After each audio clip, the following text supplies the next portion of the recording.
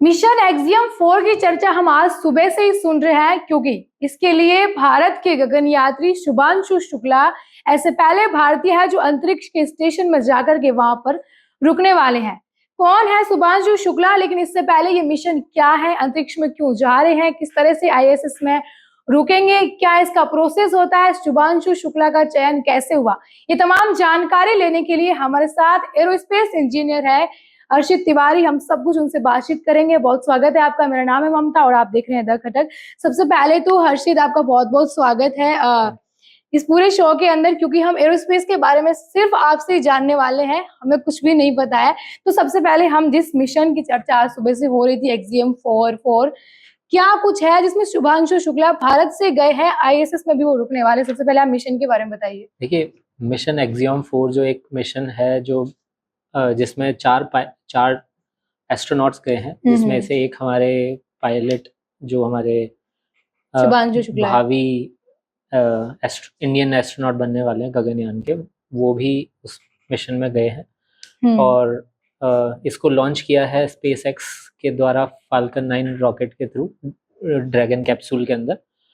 और ये international space station जो अंतरिक्ष में एक बहुत बड़ी प्रयोगशाला है जो कंटिन्यूसली घूमती रहती है, जो धरती के चक्कर 1.5 घंटे में पूरा कर लेती है और चक्कर लगाती रहती है। वहाँ पर जाकर कुछ वैज्ञानिक एक्सपेरिमेंट्स करने वाले हैं वो वहाँ पे।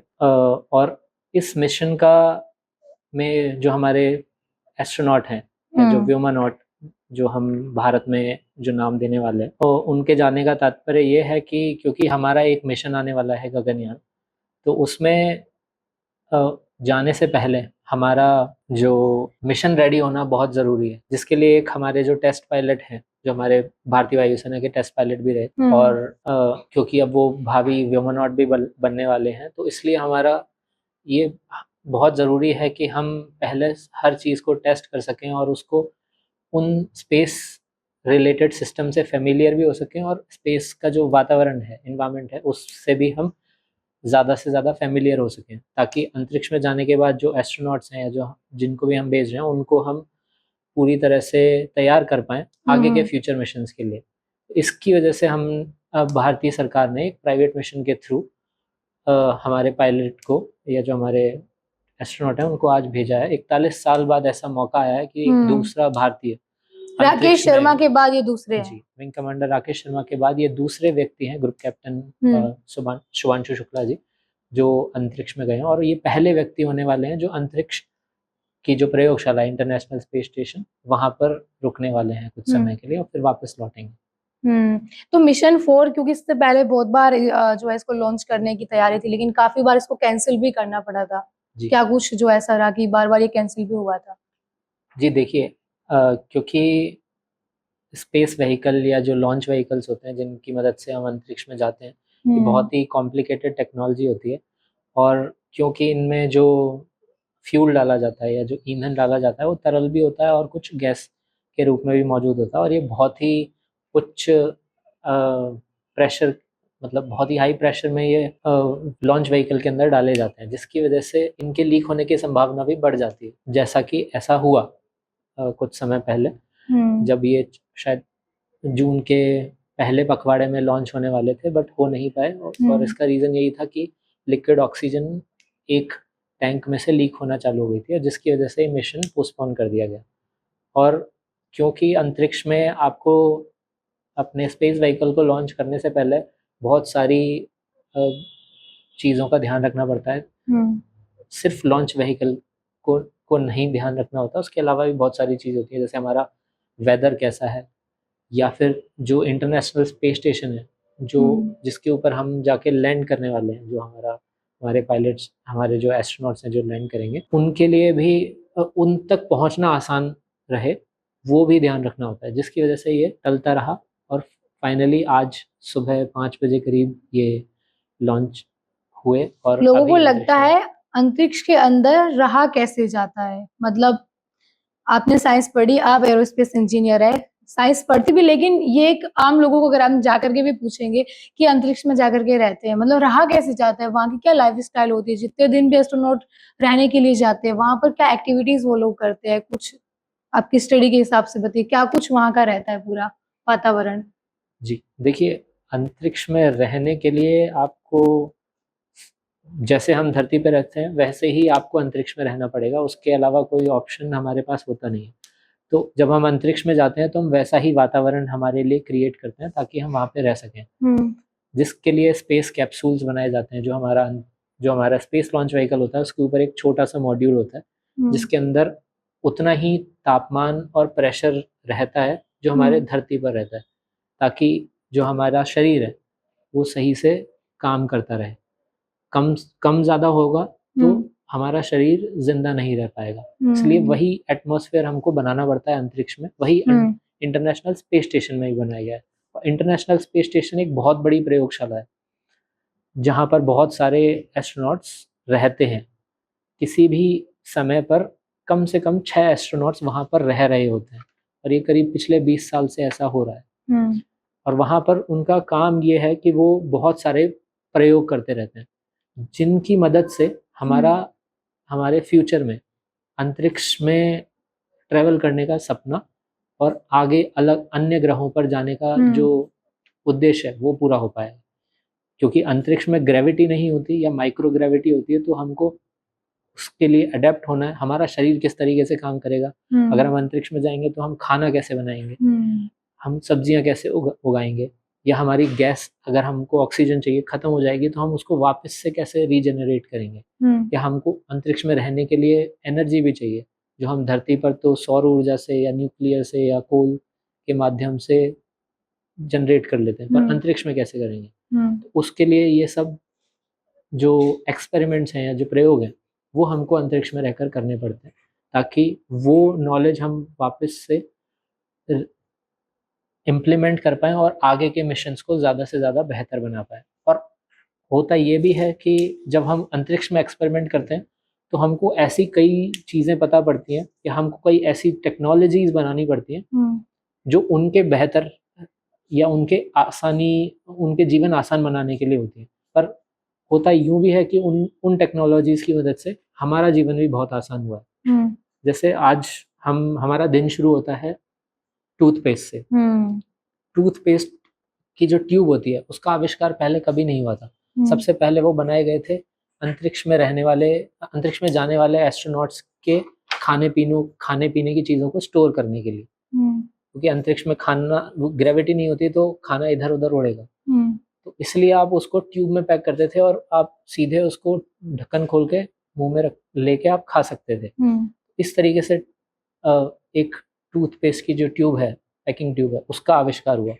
इसी प्रकार जो हमारा बॉल पॉइंट पेन होता है उसका आविष्कार हुआ। और ऐसी बहुत सारी टेक्नोलॉजीज हैं जिनका आविष्कार अंतरिक्ष में जाके प्रयोग करने की वजह से हुआ, और जिसने हमारा धरती पर रहने वाले लोगों को जीवन आसान बनाया, और आगे चल के हमारे फ्यूचर में हमको एक अंतरिक्ष में ट्रैवल करने वाली सिविलाइजेशन भी बनाएगा। यानी कि अंतरिक्ष में अगर आप जाते तो फायदे तो बहुत सारे जो जमीन पर ही होंगे। जी, आप बोल रहे हैं कि जिस तरह से चीजों का आविष्कार जब जरूरत वहां पर पड़ी तो फिर आविष्कार हुआ, टूथपेस्ट से लेकर और भी जो चीजें उनका, और उनका फायदा धरती पर रहने वाले लोगों के लिए भी हुआ। तो क्या किस तरह से जो मिशन से पहले जिन लोगों को चूज किया जाता है, जैसे कि अगर भारत से शुभांशु शुक्ला गए हैं तो क्या प्रोसेस रहा होगा कि उनकी हर एक चीज को जिस तरह से चेकअप किया फिर कि हाँ आप जो है फिट है अंतरिक्ष में जाने के लिए, क्योंकि ऐसे तो भेज नहीं देते। जी, तो देखिए, क्योंकि भारत अभी अंतरिक्ष में ह्यूमन स्पेस फ्लाइट अभी तक हमने भेजा नहीं, और हम कोशिश कर रहे हैं गगनयान के थ्रू ये शुरुआत करने की। तो क्योंकि हम अभी शुरुआत कर रहे हैं तो हमारे पास इतनी नॉलेज नहीं है, तो इसलिए हमको ऐसे लोगों को चुनने की बहुत ज़रूरत है जो कि बहुत ज़्यादा टेक्निकली एडवांस्ड हो। तो क्योंकि एक जो अंतरिक्ष में जाने वाला व्हीकल है, जो स्पेस व्हीकल है, वो बहुत, उसकी टेक्नोलॉजी जो होती है वो बहुत हद तक मैच करती है हमारे एयरक्राफ्ट से। एयरक्राफ्ट से मेरा तात्पर्य है जो हमारे फाइटर जेट्स होते हैं उनसे। तो क्योंकि वो बहुत ऊंचाई पर उड़ते हैं और उनमें जो टेक्नोलॉजीज होती हैं वही उसकी जैसी ही टेक्नोलॉजीज हमारे स्पेस व्हीकल में यूज होती हैं, तो इसीलिए यही कारण रहता है कि उन्हीं लोगों को चूज किया जाता है। इसीलिए उन लोगों को चूज किया जाता है जो फाइटर पायलट्स होते हैं, और फाइटर पायलट्स में भी उनको चूज किया जाता है जिन्होंने बहुत समय तक फाइटर प्लेन्स उड़ाए हो। और फाइटर प्लेन्स में जो फाइटर पायलट्स होते हैं उनमें जो जिन्होंने बहुत समय तक प्लेन उड़ाए होते हैं उनमें से कुछ बनते हैं टेस्ट पायलट्स, जिनके पास कम से कम 2000 घंटों का फ्लाइंग एक्सपीरियंस होता है। तो उनमें से एक हमारे शुभांशु शुक्ला जी भी थे, group captain Shubhanshu Shukla sir. तो इसलिए उनको चूज किया गया। उनके साथ और लोगों को भी चूज किया गया, जिनमें से एक बैकअप पायलट भी रखे गए इस मिशन के लिए, एक्सियम 4 के लिए। पर शुभांशु शुक्ला जी को बिकॉज ऑफ हिज क्योंकि उनका एक्सपीरियंस और उनकी सीनियरिटी है, इसलिए वो प्राइमरी पायलट रहे। वो इस मिशन को कह सकते हैं पूरा की लीड कर रहे हैं। जी, वो इस मिशन के पायलट हैं, जो कि पूरे मिशन को धरती से अंतरिक्ष स्पेस स्टेशन तक लेके जाएंगे और वापस भी लेके आएंगे, और वो वहां पर भी कुछ एक्सपेरिमेंट्स करेंगे जिनका फायदा हमारे गगनयान मिशन को होगा। तो जो भारत का गगनयान मिशन है वो किस तरह से है, क्योंकि आप बोलो कि वो अभी कोशिश कर रहे हैं, अगर जब शुभांशु शुक्ला वापस आएंगे तो वही है कि फिर उन्हीं की हेल्प ली जाएंगी, और फिर उस तरह से फिर गगनयान क्या कुछ किस तरह से काम करने वाला है, इसका क्या जो है टारगेट है? जी देखिए, गगनयान हमारा भारत का पहला स्पेस फ्लाइट मिशन होने वाला है, जो कि 2026 तक एक्सपेक्टेड है कि लॉन्च होगा। और किसी भी स्पेस फ्लाइट को लॉन्च करने से पहले आपको वो सारे सिस्टम्स को टेस्ट करना पड़ता है अलग अलग कंडीशन में, ताकि वो फेल नहीं हो अंतरिक्ष में जाने के बाद। क्योंकि आप 3 लाइफ को आप अंतरिक्ष में लेके जा रहे हो, और आपको ये इंश्योर करना है, आपको ये ध्यान रखना है कि उनको कुछ भी नुकसान नहीं हो, वो सेफली वापस आ जाए। अदरवाइज ये मिशन फेल हो जाएगा और ये बहुत बड़ा नुकसान होगा। तो इसीलिए सबसे पहले इन मिशंस को किसी लाइफ फॉर्म के साथ भेजने से पहले अनमैन्ड भेजा जाता है, बिना किसी इंसान के। तो जैसे अभी यही टेस्टिंग चल रही है कि हमने जो गगनयान का जो कैप्सूल बनाया है, जो हमारा लॉन्च व्हीकल है, जो GSLV Mark 3 है, LVM-3 जो है, वो सबसे पहले बिना किसी इंसान के अंतरिक्ष में लॉन्च हुआ गगनयान को ले जा करके। उसकी टेस्टिंग होगी, उसके अंदर जितने भी सिस्टम्स हैं वो सही तरीके से काम कर रहे हैं कि नहीं, अंदर जो एटमॉस्फेयर चाहिए जो धरती से मैच करे, कहीं उसमें टेम्परेचर ज़्यादा ना हो जाए, प्रेशर ज़्यादा ना हो जाए, या जब वो धरती में वापस आए तो री एंट्री के समय जो बहुत तेज जो टेम्परेचर इंक्रीज बढ़ता जाता है घर्षण के कारण, वायु घर्षण के कारण, वो ना उसकी वजह से नुकसान ना हो, ये सब का ध्यान रखने के लिए आप इन सबको टेस्ट करते हो। तो हम जो स्टैंडर्ड है वो है कि हम 3 मिशंस को बिना इंसानों के भेजेंगे, उसके बाद जो मिशन जाएगा वो इंसानों के साथ जाएगा। तो अभी हम उसी टेस्टिंग फेज में चल रहे हैं। जब हमारा जो गगनयान कैप्सूल है, जब वो उसको ह्यूमन रेटेड सर्टिफाई कर दिया जाएगा कि हाँ, ये सारे मिशन बिना किसी नुकसान के, बिना किसी एरर के स्पेस में जा चुके हैं, उसके बाद हम हमारे जो व्योमनॉट्स हैं, जो हमारे एस्ट्रोनॉट्स हैं, उनके साथ हम उनको भेजेंगे। तो यानी कि ये एक प्रोसेस है जिसमें है कि जब गगनयान फिर जब इंसान को भेजेगा तो तब तक उसको सारी चीजें पता होनी जरूरी है। जी। तो एक आप जैसे कि खुद आप एरोस्पेस इंजीनियर है, आपने विदेश से पढ़ाई करी है, किस तरह से आप जो है इंडिया से गए और उस कोर्स में एडमिशन लेना, क्या पहले से इंटरेस्ट था, या फिर क्या क्या जो खूबियां पहले से होनी चाहिए कि आप जो है अपनी इंजीनियरिंग उसमें कंप्लीट कर सकते हैं? एक बार अपना बैकग्राउंड बताइए। जी देखिए, मेरा जो बैचलर्स है वो मैकेनिकल इंजीनियरिंग में किया था, बट क्योंकि मेरी रुचि हमेशा से स्पेस साइंस में रही, तो मैं हमेशा पढ़ता रहता था। और इसकी शुरुआत जो हमारे पहले एस्ट्रोनॉट थे भारत के, विंग कमांडर राकेश शर्मा जी, उनके बारे में पढ़ने से हुई थी बचपन, जिसकी वजह से मैंने क्योंकि मैं एरोस्पेस में नहीं कर पाया बैचलर्स, तो मैंने मैकेनिकल में करी थी। और मैकेनिकल के बाद मुझे ये मौका मिला कि मैं मास्टर्स करने जा सकूं यूनिवर्सिटी ऑफ मैनचेस्टर से एरोस्पेस इंजीनियरिंग में, तो मैंने वो वहाँ पे जाके करी। कितना टाइम लगा आपको मास्टर्स कंप्लीट करने में? मेरा 1 वर्ष का था वहाँ पे, जिसमें मैंने एक नासा का एक प्लेन है XB-71, जिसके बारे में मेरा थीसिस भी रही थी। अंतरिक्ष विज्ञान में करियर बनाने के लिए बहुत सारे रास्ते हो सकते हैं, चाहे वो इंजीनियरिंग फील्ड से हो, चाहे वो साइंस फील्ड से हो। तो जब यूनिवर्सिटी में अगर जाते हैं तो बेसिकली मतलब ये होता क्या, ज्यादातर ये काम प्रैक्टिकली होता है या फिर थ्योरेटिकल, किस तरह से होता है मतलब? अगर 1 साल तक आप मास्टर्स कर रहे हो उसमें, तो आपको ज़्यादा प्रैक्टिकल सिखाया जाएगा कि आपका थ्योरी तो आप तो ठीक है पढ़ने में होता है, फिर प्रैक्टिकल वर्क रहता होगा ना ज़्यादा? जी, देखिए जो मेरा कोर्स था उसमें थ्योरी भी था, मेरी थीसिस भी थी जो मैंने रिसर्च वर्क किया था जिस नासा के एक एयरक्राफ्ट के ऊपर। उसके अलावा इसमें मैंने हमने हमारा एक ग्रुप प्रोजेक्ट भी था जिसमें हमने एक एयरक्राफ्ट किसी एक प्रॉब्लम स्टेटमेंट के लिए बनाया था और उसको फ्लाई भी किया था, टेस्ट भी किया था। तो ये पूरा एक मिश्रण रहता है कि एरोस्पेस इंजीनियरिंग ना तो पूरी तरह से थ्योरेटिकल है, ना पूरी तरह से प्रैक्टिकल है।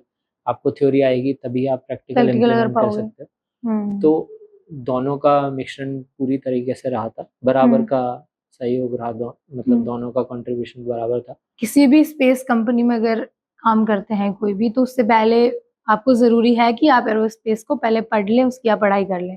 ये ज़रूरी ही होता है ना?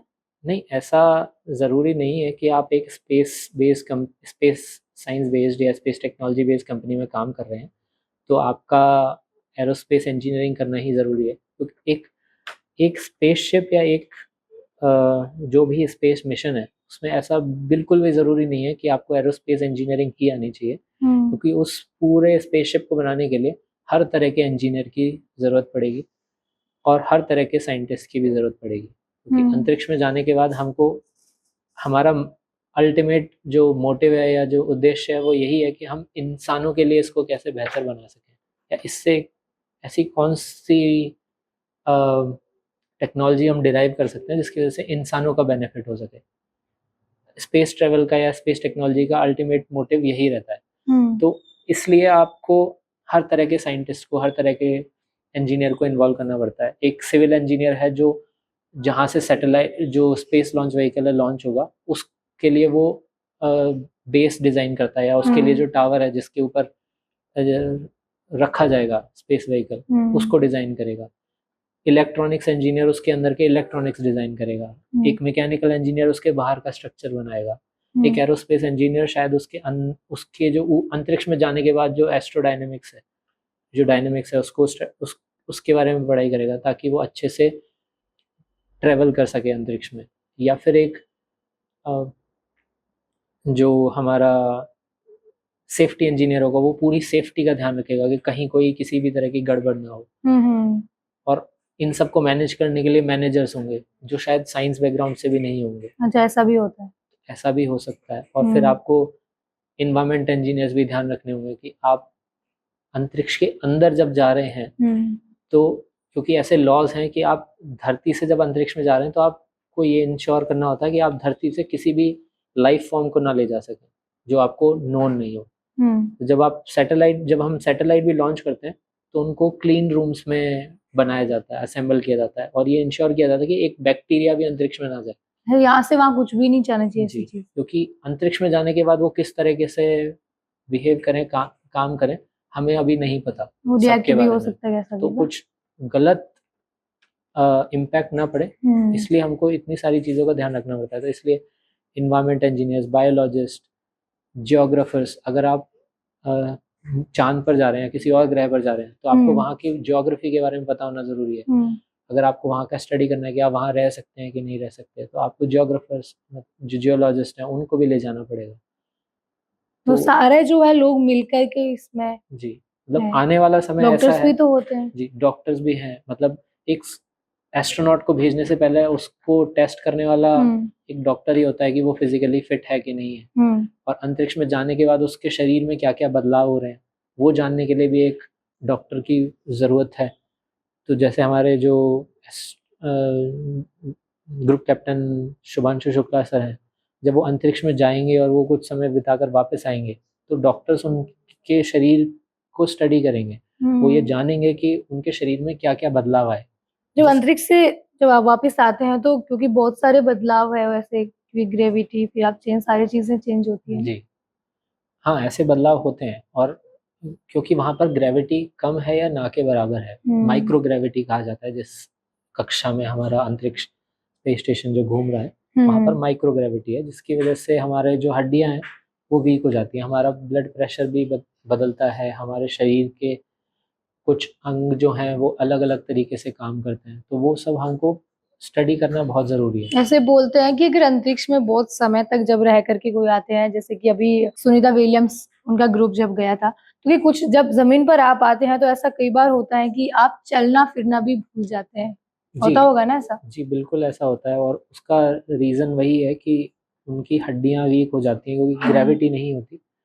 तो हड्डियाँ भी वीक हो जाती हैं और उसके बाद हमारा जो मसल्स हैं, जो पैरों की मसल्स हैं, पूरे बॉडी की जो मसल्स हैं, हुँ, ज जो जिस एक्टिविटी को करने की उनको आदत है ग्रेविटी के प्रेज़ेंस में, हुँ, वो उनको नहीं मिल रही होती। हुँ, तो वो जो हमारी मसल्स हैं वो अपनी शेप चेंज कर लेती हैं हुँ, ओ ओवर द टाइम और जिसकी वजह से जब वो लैंड करते हैं कुछ समय बाद तो उनको कुछ समय तक उनसे चला-फिरा नहीं जाता। हुँ।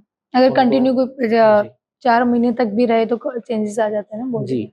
में? 4 महीने तो फिर भी बहुत बड़ा समय हो गया। कुछ कई ऐसे लोग भी होते हैं मतलब 1 हफ्ते, 2 हफ्ते बाद भी उनके अंदर ऐसे चेंजेस देखने को मिल सकते हैं। जो हो जाते हैं। हाँ, अगर वो ज़्यादा फिज़िकल एक्टिविटी अगर वहाँ पे अंतरिक्ष में परफ़ॉर्म कर रहे होंगे अगर बिना ग्रेविटी के प्रेज़ेंस में। इसरो के अंदर कोई अगर वैज्ञानिक बनना चाहे या फिर एरोस्पेस इंजीनियर बनना चाहे, अगर कोई भी चाह ले आज कोई भी स्टूडेंट एक चाहे कि मुझे इसरो के अंदर जाना है, बहुत इंटरेस्ट है उसको साइंस के अंदर, फिज़िक्स के अंदर, हुँ, हुँ। स्पेस के अंदर सारी चीज़ें। क्या कुछ प्रोसेस है वो उसका स्टार्टिंग से लेकर के एंड एंड तक रहे कि आप वहाँ तक हो, आप इसरो में जा सकते हो? जी देखिए, इसरो में जाने के लिए बहुत सारे रास्ते हैं, जिनमें से इसरो एक तो इंजीनियर्स को ग्रेजुएशन बेसिस पे लेता है एग्ज़ाम के थ्रू।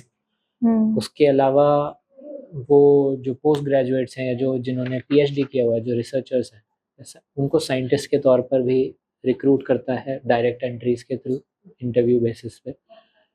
और इंटर्नशिप्स भी लगातार चलती रहती हैं। स्कूल के बच्चों के लिए भी इनफैक्ट इसरो प्रोग्राम चलाता है उनको ट्रेन करने के लिए। आप इंटर्नशिप्स भी अप्लाई कर सकते हैं, हुँ। जब आप अंडर ग्रेजुएशन कर रहे हैं या पोस्ट ग्रेजुएशन कर रहे हैं। अच्छा तो ग्रेजुएशन के टाइम भी आप इंटर्नशिप कर सकते हो जी, इसरो में? बिल्कुल आप कर सकते हैं आप। नहीं, ये चीज़ बहुत कम स्टूडेंट को पता होती है। जी, हाँ, पता कम होती है क्योंकि हम अ, मतलब ऐसा आप कर सकते हैं। हुँ, अप्लाई आपको अप्लाई करने के लिए भी पोर्टल्स मिल जाएँगे इसरो की वेबसाइट पर। उसके अलावा आप जो वहाँ पर काम कर रहे रिसर्चर्स हैं या जो साइंटिस्ट हैं, आप उनको सीधे ईमेल लिखकर भी आप रिक्वेस्ट कर सकते हैं। आज के हुँ, समय में लिंक्डइन और ऐसे सोशल मीडिया है जहाँ पर आप सीधे-सीधे आप अपने जिनके साथ आप काम करना चाहते हैं, जिनके साथ आपका इंटरेस्ट मैच करता है, आप उनको सीधे-सीधे रीच आउट कर सकते हैं और आप उनसे ईमेल करके पूछ सकते हैं। और हुँ, साइंटिस्ट कम्युनिटी में जो इंटरेस्टेड लोग होते हैं उनको आगे बढ़ाने के लिए सब लोग अ, प्रेरणा देते ही रहते हैं। हुँ। तो मतलब किस तरह से क्या क्योंकि अभी इंडिया के अंदर कितने सारे ऐसे इंस्टीट्यूट हैं जो ये सब पढ़ाई करवाते हैं स्पेस वगैरह की? जी, इंडिया में देखिए बहुत सारी आईआईटीज़ हैं जहाँ पर एरोस्पेस इंजीनियरिंग की पढ़ाई होती है, मैकेनिकल इंजीनियरिंग भी होती है, मतलब जो अभी इनफ है या स्पेशलाइज़ेशन है। फिर कि इतने नहीं है जितने होने चाहिए? नहीं देखिए जिस तरीके से स्पेस अ, टेक्नोलॉजी की तरफ हम मतलब पूरी दुनिया बढ़ रही है, जो डेवलप्ड कंट्रीज़ बढ़ रही है, हुँ, उसके कंपैरिज़न में हमारे यहाँ पर इंस्टीट्यूट्स बहुत कम हैं। जैसे राजस्थान की बात की जाए तो राजस्थान में बहुत अ, शायद ही कोई इंस्टीट्यूट है, मैं मुझे नहीं पता है। शायद ही कोई इंस्टीट्यूट है जो एरोस्पेस इंजीनियरिंग करा रहा राजस्थान है। के अंदर तो अगर आप बोल रहे हो राजस्थान की तो जी, अगर आईआईटी के लिए एमआईटी के अलावा तो कुछ है ही नहीं फिर जी, पर एरोस्पेस का वहाँ तो पर यहाँ भी पे एरोस्पेस इंजीनियरिंग की हुँ, पढ़ाई नहीं हो रही है हमारे राजस्थान के अंदर। तो इंडिया के अंदर कितने से ही इंस्टीट्यूट्स बचते हैं, प्राइवेट इंस्टीट्यूट्स मिलाकर भी बहुत कम इंस्टीट्यूट्स हैं। हुँ, और क्योंकि आने वाला समय स्पेस टेक्नोलॉजी का है और ऐसे स्टार्टअप्स का, ऐसी कंपनीज़ का है जो स्पेस में काम करेंगी, स्पेस बेस्ड टेक्नोलॉजीज़ पे। वो देखते हुए हमारे पास अभी बहुत कम इंस्टीट्यूट्स हैं। लोग बोलते हैं कि साइंस बहुत रोचक होती है, क्या लगता है आपको? क्योंकि इतनी सारी चीज़ें नई-नई की क्या कुछ अब हर चीज़ में की साइंस की कोई सीमाएँ नहीं होती, रोचक बहुत होती है। जी, बिल्कुल साइंस बहुत ही रोचक है क्योंकि ये आपको एक मौका देती है सवाल करने का और उस सवाल का जवाब भी आपको अ, ढूँढने का मौका देती है। आप उसके और विज्ञान एक ऐसा विषय है, साइंस ऐसा फ़ील्ड है जिसको आप गलत प्रूव कर सकते हैं, हुँ, अपनी रिसर्च शो करके, आप हुँ, अपने प्रूफ्स ला करके।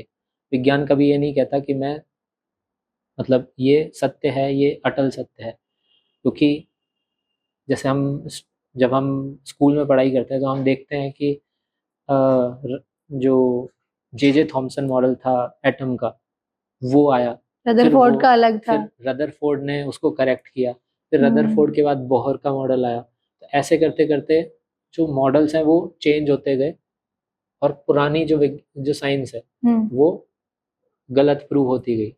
अब जैसे पहले माना जाता न्यूक्लियस ही सब, जो न्यूट्रॉन होते हैं वो सबसे छोटे पार्टिकल होते हैं, बट आज हम देखते हैं हिग्स बोसॉन जैसे पार्टिकल भी मौजूद हैं।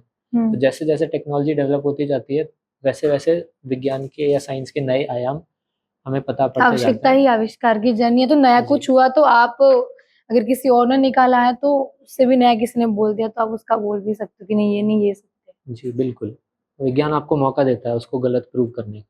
और आप कुछ भी नया जो है कर सकते हो इसमें। जी बिल्कुल। फिर अभी आगे इसमें जैसे कि आपने एरोस्पेस इंजीनियरिंग तो कर ली, आगे आप क्या सोच रहे हैं अपना फ्यूचर? जी अभी हम एक स्टार्टअप है जिस पे हम काम कर रहे हैं, और हम ड्रोन्स बनाने की ड्रोन्स को इंटेलिजेंट बनाने की टेक्नोलॉजीज डेवलप कर रहे हैं। उसके अलावा क्योंकि मेरा इंटरेस्ट स्पेस टेक्नोलॉजी में है तो मैं आने वाले समय में अपनी रिसर्च इसमें जारी रखना चाहूँगा, क्योंकि अभी अंतरिक्ष में जाने से पहले आपको बहुत सारी ऐसी प्लैनेट्स के बारे में या इंटरस्टेलर स्पेस के बारे में रिसर्च करने की ज़रूरत है। तो उसके लिए आपको बहुत बड़े बड़े टेलीस्कोप चाहिए, और ज़मीन पे रहने वाले टेलीस्कोप्स इतने पावरफुल नहीं हो सकते, तो आपको अंतरिक्ष में ऐसे टेलीस्कोप्स बनाने पड़ेंगे। तो वो टेलीस्कोप्स किस तरीके से बनाए जाएं कि आप उनको स्पेस लॉन्च व्हीकल में रख सकें और आप उनको लॉन्च कर सकें और उसके बाद वो अंतरिक्ष में काम कर सकें। अच्छा, अभी ऐसे टेलीस्कोप की जरूरत है कि आप जो भी अंतरिक्ष के अंदर जा रहा है उसके अंदर आप रख सको उसको। जी, आप अंतरिक्ष में उन्हें रख के कितने यूज कितने कर बड़े सकें। होते होंगे फिर वो टेलीस्कोप? देखिए, जैसे अभी एक अंतरिक्ष में टेलीस्कोप मौजूद है, हब्बल स्पेस टेलीस्कोप, जिसका व्यास या डायमीटर जो है उसके शीशे का वो लगभग 2 मीटर के बराबर है। उसके बाद अभी कुछ वर्ष पहले जेम्स वेब टेलीस्कोप गया है, जिसका व्यास शायद लगभग 6 मीटर के बराबर है। तो इतने बड़े टेलीस्कोप्स ऑलरेडी हैं अंतरिक्ष में, तो हमको और बड़े टेलीस्कोप्स की आवश्यकता है, और ऐसे टेलीस्कोप्स की आवश्यकता है जिनको हम चांद पर जा कर के इंस्टॉल कर सकें या रख सकें और उनको फिर हम यूज कर सकें। किस तरह से वहाँ पर काम करते हैं? जी, किस तरह से काम करते हैं टेलीस्कोप वहाँ पे? टेलीस्कोप्स वहाँ पर जिस तरीके से यहाँ पर करेंगे वैसे ही करेंगे, बस अंतर ये होगा कि वहाँ पर ग्रेविटी कम होगी या नहीं होगी। और उनको पावर देने के लिए आपको सोलर पैनल्स की ज़रूरत पड़ेगी, क्योंकि अंतरिक्ष में ऊर्जा पाने का एक ही आसान तरीका है, वो है सौर ऊर्जा। तो उनकी मदद से ऑपरेट करेंगे। और फिर अंतरिक्ष में एक बड़ा चैलेंज आता है कि अंतरिक्ष में बहुत सारे मीटियर्स या जो स्टोन्स पार्टिकल्स वगैरह जो है वो बहुत तेज़ी से घूमते रहते हैं, तो उनकी वजह से हमारा टेलीस्कोप जो है वो टूटे नहीं, उसके बारे में भी बहुत सारी रिसर्च करने की आवश्यकता होती है। अच्छा, ऐसा मजबूत भी बना सकते हैं कि वो टूटे भी नहीं इसकी वजह से? ऐसे बनाने की बहुत ज़रूरत है, नहीं तो वो अंतरिक्ष में जाने के बाद टूट जाएंगे तो मतलब हमारी जितनी भी रिसर्च है या जितना भी पैसा लगा है वो वेस्ट ही हो जाएगा। अभी गगनयान को कितना समय लग जाएगा कि इंडिया इसको सक्सेसफुल कर लेगा? अभी देखिए लगभग ये तो जो इसरो के जो साइंटिस्ट हैं जो काम कर रहे हैं वही बता सकते हैं, पर जैसा कि एक्सपेक्टेड डेडलाइन दी गई है वो लगभग 2026 का अंत के आसपास की दी गई है। 27 कितनी की बड़ी शुरुआत। उपलब्धि होगी ये भारत के लिए? ये उपलब्धि है, बहुत बड़ी उपलब्धि होने वाली है, क्योंकि भारत शायद तीसरा या चौथा देश बन जाएगा जो खुद का स्पेस फ्लाइट मिशन लॉन्च कर सकेगा और सेफली वापस ला सकेगा। क्योंकि आने वाली टेक्नोलॉजीज और आने वाला समय स्पेस टेक्नोलॉजी का है, तो अगर हम ये प्रूव कर पाएंगे कि हम इंसानों को भी सेफली भेज सकते हैं, ला सकते हैं, उसकी वजह से बहुत बड़ा एक बूम आने वाला है स्पेस सेक्टर में हमारे इंडिया में, और जो बहुत बड़े बड़े स्टार्टअप्स को प्रोत्साहन देगा। जैसे कि अभी ऑलरेडी स्पेस एक्स जैसे काम कर रहा है यूएस में, उसी तरीके से हमारे भारत में भी ऐसे बहुत सारे स्टार्टअप्स हैं जो ऑलरेडी काम चालू कर सके हैं, जो reusable rocket space launch vehicles को डेवलप कर रहे हैं। तो ये ऐसे स्टार्टअप्स की शुरुआत होगी और इनकी मदद से हम हमारी खुद की टेक्नोलॉजीज डेवलप कर पाएंगे। जैसे कि एक एग्जांपल, पहले जीपीएस सैटेलाइट्स ही थी अमेरिका यूएस की, जिनकी मदद से पूरा नेविगेशन चलता था, और आज के समय में हमारी खुद की भी 7 सैटेलाइट्स हैं, IRNSS, Indian regional navigation satellite system, जिनकी मदद से हम खुद का नेविगेशन या हमारे मैपिंग कर सकते हैं। और उसकी मदद से हमने ऐसी सैटेलाइट्स की मदद से हमने बहुत सारी उपलब्धियां हासिल करी हैं। जैसे अभी रिसेंट में जो हमारा भारत फॉरकास्टिंग सिस्टम लॉन्च हुआ है, जो कि बहुत ही एक्यूरेटली और बहुत ही छोटे से हिस्से का भी धरती के एक बहुत छोटे से हिस्से का भी फॉरकास्ट दे सकता है। ये एक बहुत बड़ी उपलब्धि है भारत के लिए, जो कि करने वाला भारत पहला देश है। और इसी प्रकार से हमने हमारा जो वेदर फॉरकास्टिंग या डिजास्टर मैनेजमेंट सिस्टम है, वो हमने बहुत ही अच्छा डेवलप किया है। पिछले कुछ समय में जो बहुत सारे तूफान आए हैं हमारे भारत के आसपास, जिसमें हमने जो क्षति है या जो कैजुअलिटीज हैं वो मिनिमाइज कर दिए हैं, ना के बराबर कर दिए हैं। उसका पूरा श्रेय सैटेलाइट्स को जाता है जो हमने लॉन्च करी थी इसरो के माध्यम से। और आने वाले समय में यही काम प्राइवेट सेक्टर भी करेगा। यानी कि एक नई क्रांति वो है टेक्नोलॉजी के जमाने में, अभी जमाना वही है, और इस टेक्नोलॉजी एक नई क्रांति भारत के अंदर आ सकती आने वाली है। जी बिल्कुल, इसकी पूरी संभावना है जी। और ये हम भारत को सेल्फ रिलायंट बनाएगा, आत्मनिर्भर बनाएगा, जिसकी वजह से हम दूसरे देशों पर कम डिपेंडेंट होंगे।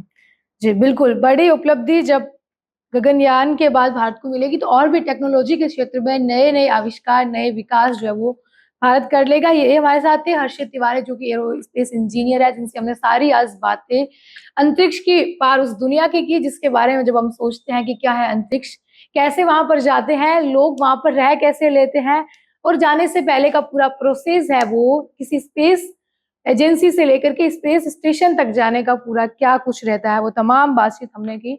और भी ऐसी नई जानकारियां, नई अपडेट्स हम आपके सामने लाते रहेंगे। जुड़े रहिए हमारे साथ। शुक्रिया।